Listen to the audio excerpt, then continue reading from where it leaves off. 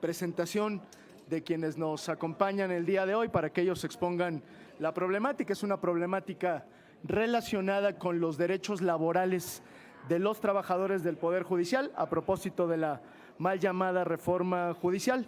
Nos acompaña el senador Daniel Barreda y la senadora Amalia García, así como Mari de Guadalupe Marín Valerio, que es coordinadora técnica administrativa en Jalisco del Poder Judicial, y Gerardo Manríquez,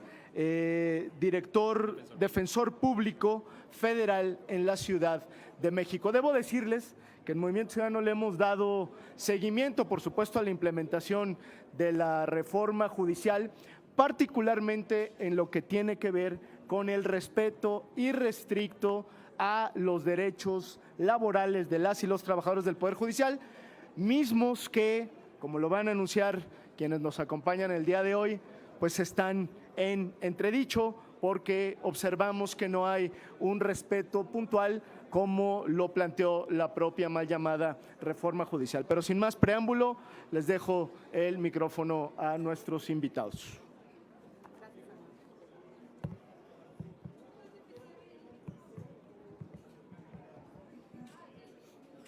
Buenas tardes. De antemano les agradezco a los senadores por la oportunidad que nos dan el día de hoy. Primero que nada, quiero expresar mi más sincero apoyo y solidaridad a las áreas administrativas y del Instituto de Defensoría Pública Federal, con el importante trabajo que realizan diariamente. Su dedicación y compromiso con la justicia y de los derechos humanos son fundamentales para garantizar el acceso a la justicia para las personas más vulnerables, sin importar la situación económica o social. En reiteradas ocasiones, la presidenta desde las mañaneras ha asegurado que el presupuesto no afectaría a la base trabajadora del Poder Judicial Federal. Sin embargo, la realidad que hoy enfrentamos demuestra lo contrario. No se trata solo de defensoría y áreas administrativas, en el ámbito que han sido impactados en todo el país. Hablamos de personas que día a día sostienen el funcionamiento del Poder Judicial y ahora se ven vulnerables sus derechos laborales. Hacemos un llamado a las cámaras y a los encargados del presupuesto para que se pueda cubrir todas las prestaciones de los trabajadores. Finalmente, cuando la presidenta dijo "llegamos todas", es importante recordar que en todos los trabajadores afectados también hay mujeres. Gracias. Muchas gracias. Gracias, senador Clemente. Gracias, senadora. Y gracias a ustedes también. Les explico en qué consiste esta problemática. El Consejo de la Judicatura Federal ha dejado de cubrir una aportación patronal a un seguro de separación que tenemos los empleados del Poder Judicial, pero hizo dos categorías, una considerando a los órganos jurisdiccionales y otra a las áreas administrativas y órganos auxiliares. El Instituto Federal de Defensoría Pública es un órgano auxiliar del Consejo de la Judicatura y por lo tanto dejó sin esta prestación alrededor de 1,300 personas, 1,300 familias con las que ya no se cuenta esta prestación. ¿Por qué esto resulta importante? Hasta el momento, tanto defensores públicos como asesores jurídicos federales del instituto somos considerados personal de confianza, no de base. Eso quiere decir que no tenemos derecho a indemnización en caso de un despido. Esta prestación va dirigida específicamente al ahorro para el retiro, o sea, están afectando el patrimonio de las familias de los trabajadores del instituto. El Instituto Federal de Defensoría Pública se encarga del litigio federal que se lleva en todo el país, más o menos alrededor del 90%. En materia penal, obviamente, pues ustedes sabrán que la gran mayoría de los litigios penales federales los llevamos nosotros, no son defensores particulares. Esto pasa desde que la persona no tenga recursos económicos para contratar un abogado particular o también a gente que así lo decide, aún teniendo los recursos económicos para pagar un abogado particular. Hay gente que recurre a la Defensoría Pública por dos razones fundamentales. La primera es la capacitación que tenemos. Nosotros tenemos capacitación anual y evaluaciones anuales para poder permanecer en el puesto. Y la segunda es que nosotros no tenemos ningún tipo de interés distinto al interés procesal de la defensa de los derechos de las personas que se acercan con nosotros. Estos dos elementos son garantía de una defensa técnica y por lo tanto es que este porcentaje descansa en los trabajadores del Instituto Federal de Defensoría Pública. Tenemos otra área que son los asesores jurídicos que se encargan de ver derecho mercantil, derecho civil en la rama federal y también tienen ellos una carga de trabajo muy importante. Entonces, como ustedes podrán ver, existe una afectación directa que no está justificada y que además atenta contra el 10º transitorio de la reforma constitucional cuando se dijo que esto no sucedería. Agradecemos su tiempo y si tienen alguna pregunta estamos para servirles. Muchas gracias. Tenemos preguntas de parte de los compañeros de los medios. En primera instancia les pregunta Adrián Ojeda de CCO Noticias. Buenas tardes, senadores, senadora, abogados. Mi pregunta va en el sentido de que, bueno, todos sabemos que la reforma judicial viene con todas las mañas del mundo. La afectación que hacen, sobre todo para los abogados de oficio, los defensores de oficio, ¿qué solución les han dado los legisladores, primero a nivel estatal, y qué les han dado los legisladores a nivel federal, para poder encontrar una solución? Porque, como dijo la licenciada, hay muchas madres que están siendo afectadas y no llegaron todas, como dijo la señora presidenta, ¿verdad? Es por un lado. Por el otro, su punto de vista como juristas de lo expresado por la presidenta del Tribunal Federal Electoral de que ellos están por encima de la Suprema Corte. Esos dos serían mis preguntas. Gracias. Respondo la primera. El Instituto Federal de Defensoría Pública solo tiene competencia en litigios federales. Entonces, nosotros hasta este momento no sabemos cuál es la problemática a nivel estatal. En realidad, quien debe de resolver esto de primera instancia sería el Consejo de la Judicatura Federal, no los legisladores, aunque también ellos nos pueden ayudar. Esa es una de las razones por las cuales Movimiento Ciudadano nos está permitiendo el micrófono. El día de ayer estuvimos presentes en el Consejo de la Judicatura Federal en una manifestación que además se replicó en todos los estados de la República, en donde había al menos un defensor público o un asesor jurídico. Y lo que estamos pidiendo es que no se haga esta discriminación en cuanto a órganos jurisdiccionales, defensores y áreas administrativas, porque también están afectando áreas administrativas. Nos recibieron una comitiva de 5 personas del instituto en el consejo, pero en realidad no nos han resuelto nada, no nos han dicho si van a retirar esta separación o se va a reparar y se va a hacer retroactivo, porque ya van 2 quincenas que esta prestación no se cubre y es un derecho. En cuanto a la segunda pregunta, dejo que mi compañera la conteste. La postura sobre el tribunal está por encima de la... Según yo, no. La postura es que la Corte siempre ha estado por encima en lo que dice el electoral. Yo creo que hoy se está resolviendo, tanto que pues los impedimentos que hoy declararon fueron desechados. ¿Y no son los mismos que están desechando para su petición? No son similares, no es lo mismo, pero son similares las circunstancias. El hecho de que ustedes están exigiendo a la judicatura que les resuelva esta situación no es lo mismo que está haciendo el Tribunal Federal Electoral al decir que están por encima de la Suprema Corte de Justicia de la Nación. Yo creo que no, pero me parece que esas preguntas directamente tendrían que ser realizadas a los funcionarios tanto del tribunal como de la Corte. Nosotros, ninguno de nosotros pertenecemos a esas instancias y creo que sí sería mejor que ellos se pronunciaran. Alfredo Flores de News México. Hola, ¿cómo están? Buenos días. Buen día. 2 preguntas. Básicamente sería para los legisladores, pero también la pueden contestar ustedes. Vengo ahorita del Observatorio Ciudadano Electoral, acaban de dar una conferencia de prensa.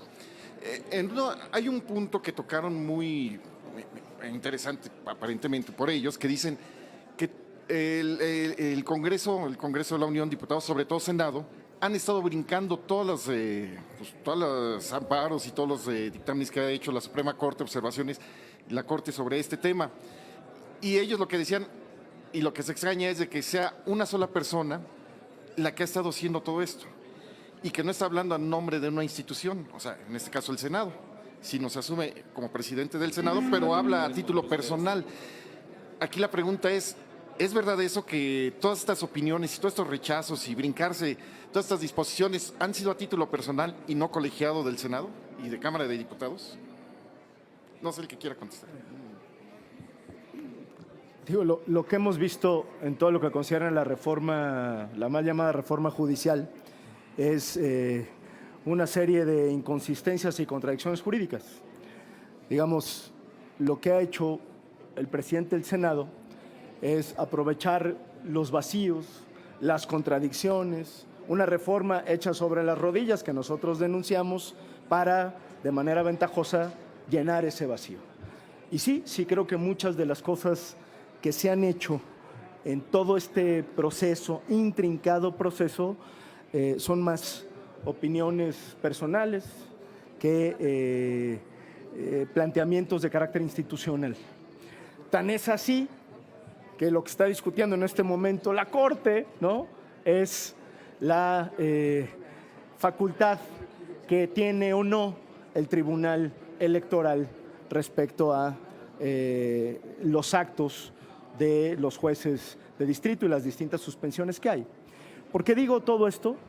Porque desde hace mucho tiempo México abandonó el Estado de Derecho. No hay Estado de Derecho. Al haber tantos vacíos, tantas contradicciones, pues naturalmente esos se llenan por quienes de manera ventajosa han aprovechado esa posición política.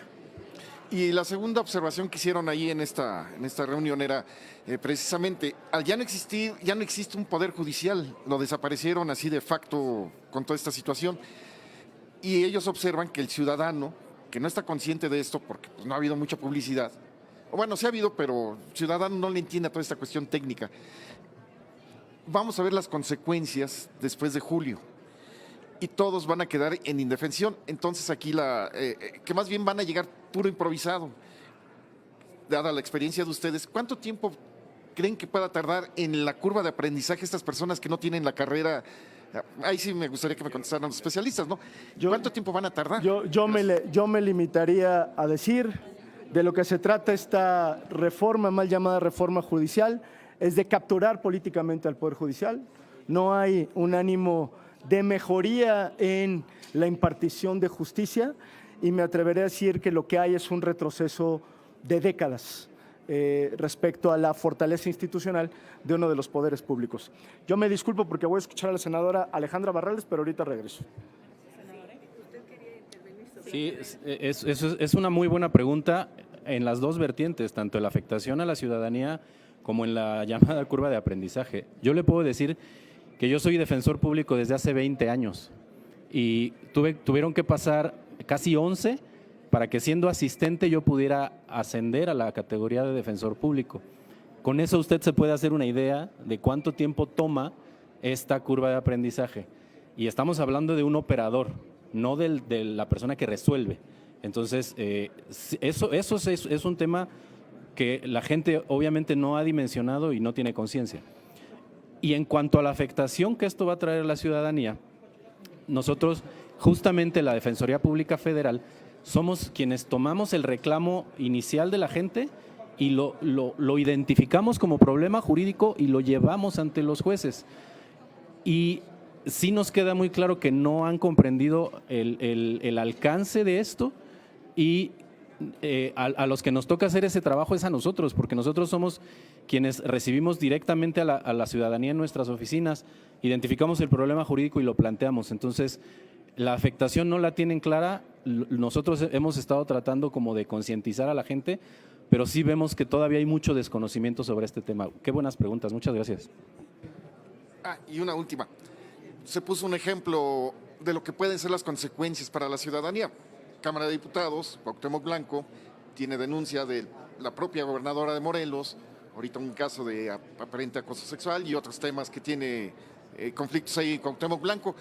Pero como es de Morena, pues se va a hacer lo posible para que no le quiten el fuero. Y entonces el ejemplo es, eso le puede pasar a cualquier ciudadano.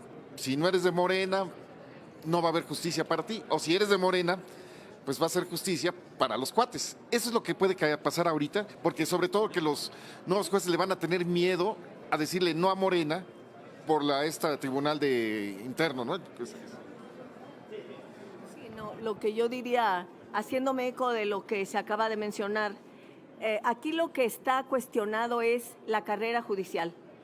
¿Qué es lo que hace sólido al Poder Judicial? Lo que lo ha hecho sólido a lo largo de tantos años. La experiencia, como aquí se mencionaba, son años de conocimiento, de capacitación, de adquirir una profesionalización que permite que lo que esté en el centro son decisiones signadas por el concepto de justicia. Eso es lo más importante, la justicia.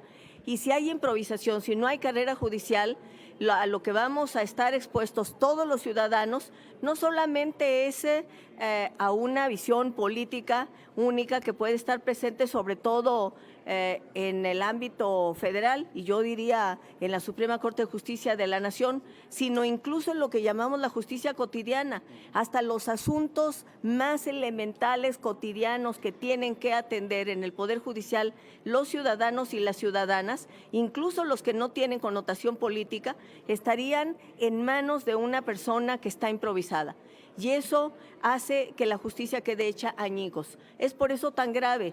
Eso es lo que resulta insoportable para la ciudadanía. Por un lado, el monopolio de un poder, el hacer, y por otro lado, la falta de capacitación, de conocimiento, de experiencia que van a lastimar la justicia. Son estos dos elementos.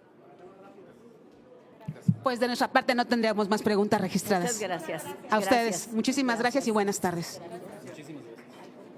Muchas gracias por todo, como siempre, por todo. Sí.